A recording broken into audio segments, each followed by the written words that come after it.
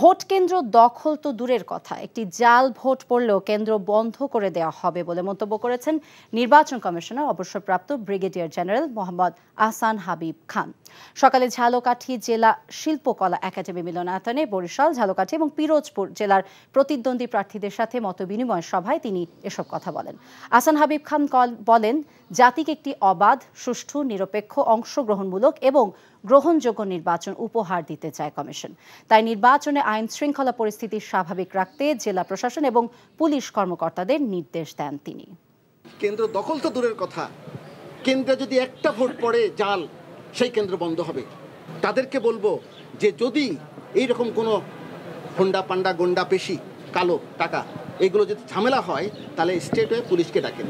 সে problem solve না করতে পারলে স্টেটে কেন্দ্র বন্ধ চলে যাবে, ভেঙে যাবে, কোনো অসুবিধা নেই। এই কেন্দ্রে আলাদাভাবে আমরা ইলেকশন করব।